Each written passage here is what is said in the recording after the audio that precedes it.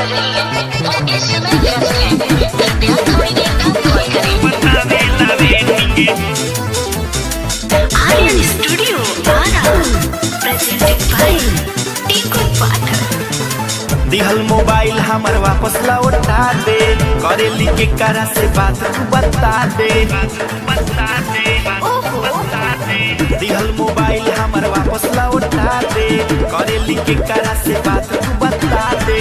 कौन भतार संग कोई लेली सेटिंग, जब हम करीला कॉल तब फोन तोर बतावेला वेटिंग। जब हम करीला कॉल तब फोन तोर बतावेला वेटिंग। जिस व्यक्ति को कॉल कर रही हैं वो इस समय व्यस्त हैं। कृपया थोड़ी देर बाद कॉल करें।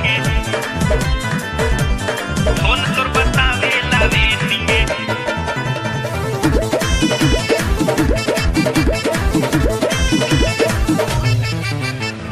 पूछिला के हत मौसी बतावली सा, झूठ बोल बोल के तू बुरबक बनवाली सा। पूछिला के हत दीदी बतावली सा, झूठ बोल बोल के तू बुरबक बनवाली सा। ओकरा से मिले गले हर बार गईले, होटल के टोटल खर्च उठाइले। हम जब कहीं त बढ़ाई देली डेटिंग। जब हम करीला कॉल तब फोन तोर बतावेला वेटिंग।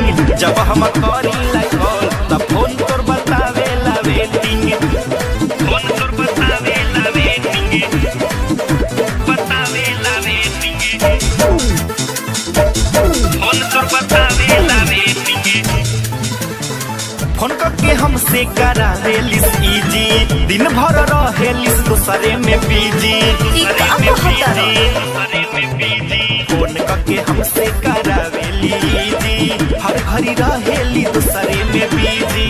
बदलल मन तो पसंद रीति राज रे, बजरंगी बागी के कहिस न राज रे।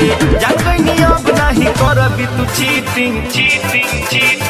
जब हम करीला कॉल तब फोन तोर बतावेला वेटिंग। जब हम करीला कॉल तब फोन तोर बतावेला वेटिंग।